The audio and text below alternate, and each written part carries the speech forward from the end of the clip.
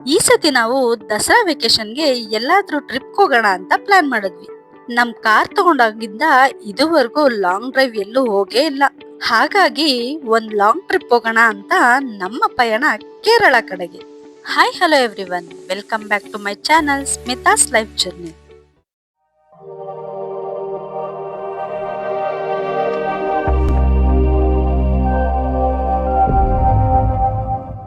ನಾವಿವತ್ ಬೆಳಗ್ಗೆ ಬೇಗನೆ ಎದ್ದು ಎಷ್ಟ್ ಬೇಗ ಹೊರಡೋಣ ಅಂತ ತಯಾರಿ ಮಾಡ್ಕೊಂಡ್ರು ಸ್ವಲ್ಪ ಲೇಟ್ ಆಗೇ ಹೋಯ್ತು. ನಾವು ಹೊರಟಿದ್ದು ಒಂದ್ 3 or 4 ಡೇಸ್ಗೆ ಟ್ರಿಪ್ ಹೋಗ್ಬಿಟ್ಟು ಬರೋಣ ಅಂತ. ಹಾಗಾಗಿ ರಾತ್ರಿ ಪ್ಯಾಕಿಂಗ್ ಎಲ್ಲ ಮುಗಿಯೋಷ್ಟ್ರಲ್ಲಿ ಸ್ವಲ್ಪ ಲೇಟೇನೆ ಆಗಿತ್ತು. ನಾವೆಲ್ರು ಬೆಳಗ್ಗೆ ಎದ್ದಿದ ತಕ್ಷಣ ಫ್ರೆಶ್ ಅಪ್ ಆಗಿ ಬೇಗ ಬೇಗ ರೆಡಿ ಆದ್ವಿ. ಹೊರಡಕ್ ಮುಂಚೆ ಮನೇಲಿ ಪೂಜೆ ಮುಗಿಸಿ ಜೊತೆಗೆ ನಮ್ ಕಾರ್ಗೂ ಕೂಡ ಪೂಜೆ ಮುಗಿಸ್ದೆ.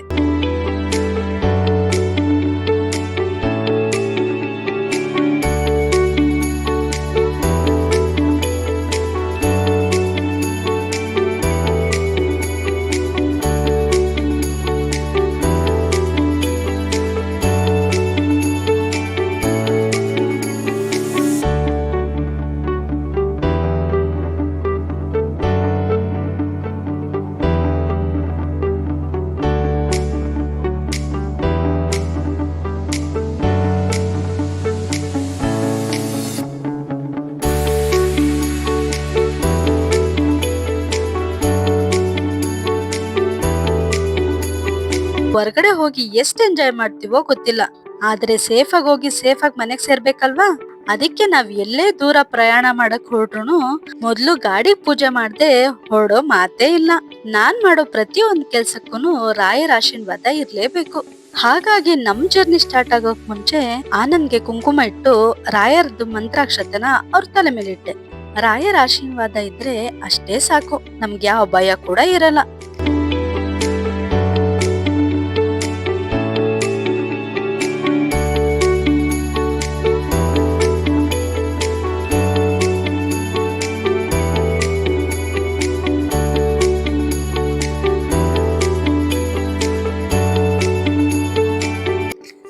ನಮ್ದು ದೂರ ಪ್ರಯಾಣ ಆಗಿರೋದ್ರಿಂದ ಲಗೇಜ್ ಅಂತೂ ಜಾಸ್ತಿನೇ ಇತ್ತು. ಹೊರಗಡೆ ಯಾವ್ಯಾವ ತರ ನೀರ್ ಸಿಗುತ್ತೋ ಗೊತ್ತಿಲ್ಲ, ಅದಕ್ಕೆ ಕಾರಲ್ಲಿ 1-2 ಕೇಸ್ ನೀರ್ನ ಮುಂಚೆನೆ ಎತ್ತಿಟ್ಕೊಂಡಿದ್ವಿ. ನಾವ್ ಹೊರಗಡೆ ಹೋಗ್ ಬರೋವರೆಗೂ ಎಷ್ಟ್ ಚೆನ್ನಾಗಿ ಆರೋಗ್ಯ ಕಾಪಾಡ್ಕೋತೀವೋ ಅಷ್ಟೇ ಚೆನ್ನಾಗಿ ಎಂಜಾಯ್ಮೆಂಟ್ ಇರತ್ತೆ ಅಂತಾನೆ ಹೇಳ್ಬೋದು.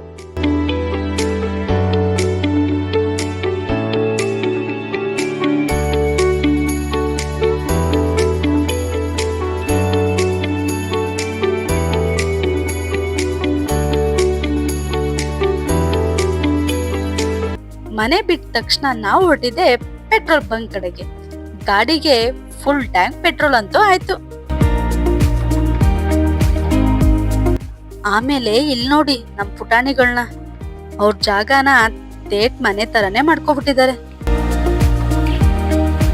ಕಾರ್ಗಂತೂ ಹೊಟ್ಟೆ ತುಂಬಿಸಿದಾಯ್ತು. ಇವಾಗ ನಾವ್ ಸ್ವಲ್ಪ ಹೊಟ್ಟೆ ತುಂಬಿಸ್ಕೋಬೇಕು ತಾನೆ. ಬೆಳಗ್ಗೆ ಬ್ರೇಕ್ಫಾಸ್ಟ್ ಇಲ್ಲ ಅಂದ್ರೆ ನಮ್ಮ ಹೊಟ್ಟೆ ಕೇಳತ್ತಾ. ಹಾಗಾಗಿ ನಾವು ಮೈಸೂರು ಹೈವೇಯಲ್ಲಿರೋ ಈ ನ್ಯೂ ಉಡುಪಿ ಕೆಫೆಗೆ ಟಿಫನ್ ಮಾಡೋಣ ಅಂತ ಹೋದ್ವಿ.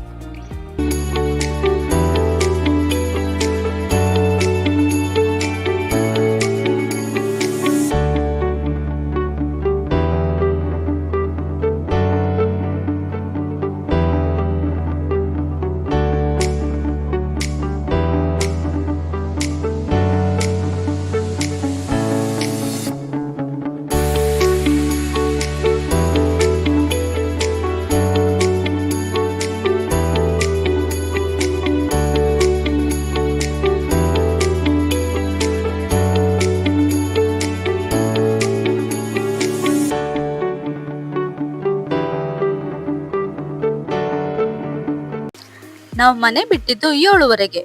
ಮೈಸೂರು ರೀಚ್ ಆಗೋಷ್ಟರಲ್ಲಿ 9:30 ಆಗಿತ್ತು. ಅಲ್ಲಿಂದ ನಮ್ ಪಯಣ ಮುಂದುವರೆದಿದ್ದು ಬಂಡೀಪುರದ ಕಾಡೊಳಗೆ.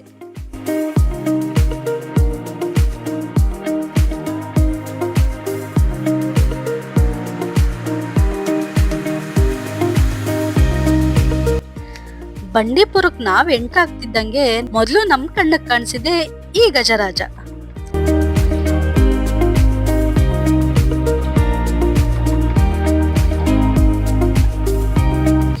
ಟ್ರಿಪ್ ಪ್ಲಾನ್ ಮಾಡೋದೇನಿಕಪ್ಪ ಹೇಳಿ ನಾವುಗಳು.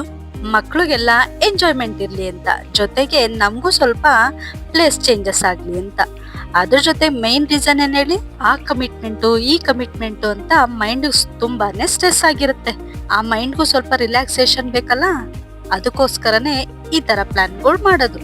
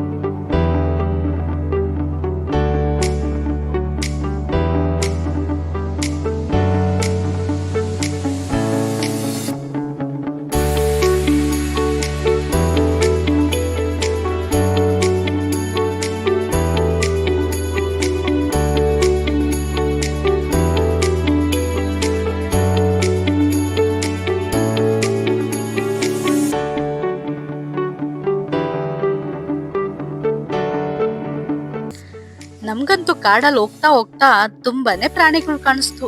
ಆನೆ, ಜಿಂಕೆ, ಕರಡಿ, ನವಿಲು. ಮತ್ತೆ ಇನ್ನೊಂದ್ ವಿಷಯ, ಈ ಪ್ರಾಣಿಗಳನ್ನೆಲ್ಲ ದೂರದಿಂದಾನೇ ನೋಡ್ಬೇಕು. ಯಾಕಪ್ಪ ಅಂದ್ರೆ ಅದಕ್ಕೂ ಕೂಡ ನಾವು ಹಾನಿ ಮಾಡ್ಬಾರ್ದು, ಹಾಗೆ ನಾವು ಕೂಡ ಸೇಫ್ ಆಗಿರ್ಬೇಕು. ಹಾಗಾಗಿ ನಾವು ಪ್ರಕೃತಿನ ದೂರದಿಂದಾನೇ ಸವಿಬೇಕು. ನಮ್ಗಂತೂ ಈ ಪ್ರಾಣಿಗಳನ್ನೆಲ್ಲ ನೋಡ್ತಾ, ಜೊತೆಗೆ ಈ ಕಾಡ್ನೆಲ್ಲ ನೋಡ್ತಾ ಟೈಮ್ ಹೋಗಿದ್ದೆ ಗೊತ್ತಾಗ್ಲಿಲ್ಲ. ಆಗ್ಲೇ ನಾವು ಕರ್ನಾಟಕ ಬಾರ್ಡ್ರು ದಾಟ್ಬಿಟ್ಟಿದ್ವಿ. ಇಷ್ಟೊತ್ಗಾಗ್ಲೇ ಟೈಮ್ ಕೂಡ ಊಟದ ಸಮಯ ಆಗಿತ್ತು. ಹಾಗಾಗಿ ಮಕ್ಳಿಗೆಲ್ಲ ಏನಾದ್ರೂ ಊಟ ಸ್ವಲ್ಪ ತಿನ್ಸೋಣ ಅಂತ ಈ ಹೋಟ್ಲು ಕಡೆ ಬಂದ್ವಿ.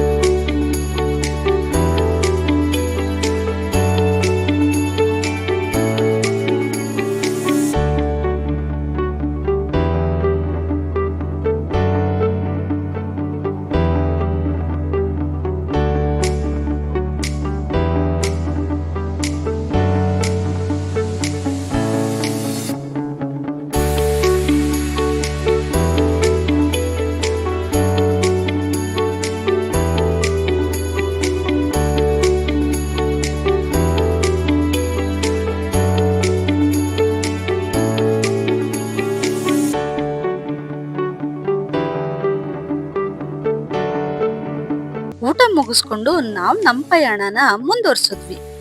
ಆನಂದ್ ಜೊತೆ, ಖುಷಿ ಪರ್ವಿ ಜೊತೆ ತರ್ಲೆ ಮಾಡ್ಕೊಂಡು, ಜೊತೆಗೆ ಈ ಬ್ಯೂಟಿಫುಲ್ ವ್ಯೂನೆಲ್ಲ ನೋಡ್ತಾ ದಾರಿ ಸಾಗಿದ್ದೆ ಗೊತ್ತಾಗ್ಲಿಲ್ಲ. ನೋಡ್ತಾ ನೋಡ್ತಾ ನಾವ್ ಬಂದ್ ಸೇರಿದ್ದೆ ಈ ಗುರುವಾಯೂರಿಗೆ.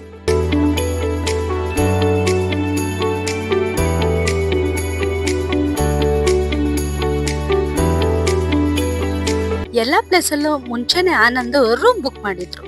ನೋಡಿ, ಹೀಗಿತ್ತು ನಾವಿವ ಸ್ಟೇ ಆಗಿದ್ ರೂಮು.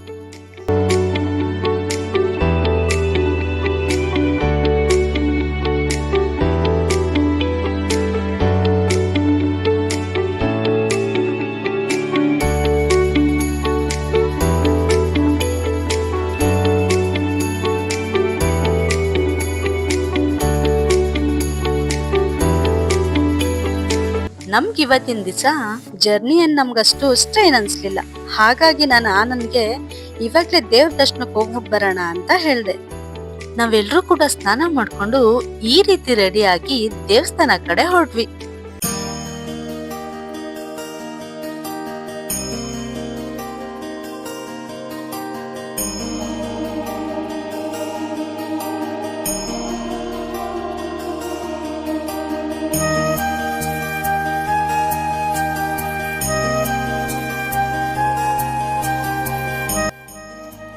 ವೆಕೇಶನ್ ಟೈಮ್ ಆಗಿರೋದ್ರಿಂದ ದೇವಸ್ಥಾನದಲ್ಲಿ ತುಂಬಾನೇ ರಶ್ ಇತ್ತು. ನಾವೇನಾದ್ರೂ ಫ್ರೀ ದರ್ಶನಕ್ಕೆ ಹೋಗಿದ್ರೆ ಮಿನಿಮಮ್ 4 ರಿಂದ 5 ಅವರ್ ಆಗ್ತಿತ್ತು. ಮಕ್ಳನ್ನೆಲ್ಲ ಇಟ್ಕೊಂಡು ಆ ರಿಸ್ಕ್ ತಗೊಳಕ್ಕಾಗತ್ತಾ ಬಂದಿದ್ದ ಜಾಗದಲ್ಲಿ? ಅದಕ್ಕೆ ಆನಂದ್ ಏನ್ ಪ್ಲಾನ್ ಮಾಡಿದ್ರು, ಸ್ಪೆಷಲ್ ದರ್ಶನಕ್ಕೆ ಹೋಗೋಣ ಅಂತ ಕೌಂಟ್ರಲ್ಲಿ ಹೋಗಿ ಸ್ಪೆಷಲ್ ದರ್ಶನಕ್ಕೆ ಟಿಕೆಟ್ ತಗೊಂಡ್ ಬಂದ್. ಆಕ್ಚುಲಿ ಏನ್ ಗೊತ್ತಾ, ಈ ಸ್ಪೆಷಲ್ ದರ್ಶನಕ್ಕೆ ಟಿಕೆಟ್ ಪ್ರೈಸ್ ಬಂದು ತುಂಬಾನೇ ದುಬಾರಿ. ಪರ್ ಪರ್ಸನ್ಗೆ 1000 ರುಪೀಸು. ಆದ್ರೆ ನನ್ಗನ್ಸಿದ್ದು 1000 ರುಪೀಸ್ ವರ್ತು ಅಂತಾನೆ. ಯಾಕಂದ್ರೆ 10 ನಿಮಿಷಕ್ಕೆಲ್ಲ ದರ್ಶನ ಮುಗಿಸ್ಕೊಂಡ್ ಬಂದ್ವಿ. ನೀವ್ ಯಾರಾದ್ರೂ ಈ ಗುರುವಾಯೂರು ದೇವಸ್ಥಾನಕ್ಕೆ ಏನಾದ್ರೂ ಬರೋ ಪ್ಲಾನ್ ಇದ್ರೆ ನಂದೊಂದ್ ಸಜೆಷನ್, ಇಲ್ಲಿ ಯಾವ್ದೇ ತರ ವೆಸ್ಟರ್ನ್ ಕಾಸ್ಟ್ಯೂಮ್ಸು ಅಲೋ ಇಲ್ಲ. ಬರೀ ನಮ್ ಇಂಡಿಯನ್ ಟ್ರೆಡಿಷನಲ್ ಡ್ರೆಸ್ ಮಾತ್ರನೇ. ಜೊತೆಗೆ ದರ್ಶನಕ್ಕೆ ಹೋಗ್ಬೇಕಾದ್ರೆ ಒಂದ್ ಪುಟಾಣಿ ಪರ್ಸಲ್ಲಿ ನೀವು ಸ್ವಲ್ಪ ಅಮೌಂಟ್ ಮಾತ್ರ ಇಟ್ಕೊಂಡು ಹೋಗ್ಬೋದು. ಮೊಬೈಲು, ಹ್ಯಾಂಡ್ ಬ್ಯಾಗು ಅದ್ಯಾವುದೋ ಅಲೋ ಇಲ್ಲ. ಆ ರೀತಿ ನೀವೇನಾದ್ರೂ ತಂದಿದ್ರೂ ಇಲ್ಲಿ ಡೆಪಾಸಿಟ್ ಮಾಡ್ಬಿಟ್ಟು ಹೋಗ್ಬೋದು. ಆದ್ರೆ ಪ್ರಾಬ್ಲಮ್ ಏನು ಅಂದ್ರೆ, ನಾವ್ ದರ್ಶನಕ್ಕೆ ಹೋಗೋ ದಾರಿನೇ ಬೇರೆ, ಮತ್ತೆ ರಿಟರ್ನ್ ಬರೋ ದಾರಿನೇ ಬೇರೆ. ಹಾಗಾಗಿ ಸ್ವಲ್ಪ ಕನ್ಫ್ಯೂಸ್ ಆಗುತ್ತೆ. ಸ್ವಲ್ಪ ಏನೆಲ್ಲ, ತುಂಬಾನೇ ಕನ್ಫ್ಯೂಸ್ ಆಯ್ತು ನಮಗೂ ಕೂಡ. ದರ್ಶನ ಮುಗಿಸ್ಕೊಂಡು ಅಲ್ಲೇ ಹತ್ರದಲ್ಲಿರೋ ಹೋಟೆಲ್ಗೆ ಊಟಕ್ಕೆ ಹೋದ್ವಿ. ಹೋಟೆಲಿಂದ ವಾಪಸ್ ಬರೋಷ್ಟರಲ್ಲಿ ಸಿಕ್ಕಾಪಟ್ಟನೆ ಮಳೆ. ಗುರುವಾಯೂರಲ್ಲಿ ತುಂಬಾನೇ ಫೇಮಸ್ ಅಂದ್ರೆ ವೆರೈಟೀಸ್ ಆಫ್ ಹಲ್ವಾ, ಜೊತೆಗೆ ಈ ಕೇರಳ ಚಿಪ್ಸ್. ಇಷ್ಟು ದೂರ ಬಂದಿದ್ದೆಲ್ಲ ಶಾಪಿಂಗ್ ಮಾಡದೆ ಇರಕ್ಕಾಗತ್ತಾ? ಇಲ್ಲಿ 2-3 ತರ ಫ್ಲೇವರ್ ಹಲ್ವಾ ಇತ್ತು. ಅದ್ರಲ್ಲಿ ಯಾವ್ದು ಚೆನ್ನಾಗಿರುತ್ತೆ ಅಂತ ಅವ್ರು ಸ್ವಲ್ಪ ಟೇಸ್ಟ್ ಮಾಡಿ ಅಂತ ಕೊಟ್ರು. ಯಾವ್ದು ಚೆನ್ನಾಗಿದೆ ಅಂತ ನಾನ್ ಟೇಸ್ಟ್ ಮಾಡಿ ಅದನ್ನ ಪರ್ಚೇಸ್ ಮಾಡಿದ್ವಿ. ಇದಾಗಿತ್ತು ನಮ್ ಟ್ರಿಪ್ಪಿನ ಮೊದಲನೇ ದಿವಸ. ನಿಮ್ಮೆಲ್ರಿಗೂ ಈ ವಿಡಿಯೋ ಇಷ್ಟ ಆಗಿದೆ ಅಲ್ವಾ? ಹಾಗಿದ್ರೆ ನಾನ್ ನಿಮ್ಗೆಲ್ಲ ನನ್ ಮುಂದಿನ ವಿಡಿಯೋದಲ್ಲಿ ಸಿಗ್ತೀನಿ ಅಂತ ಹೇಳ್ತಾ ಈ ವಿಡಿಯೋನ ಇಲ್ಲಿಗೆ ಮುಗಿಸ್ತಾ ಇದ್ದೀನಿ. ಅಲ್ಲಿವರೆಗೂ ಟೇಕ್ ಕೇರ್, ಬಾಯ್ ಬಾಯ್.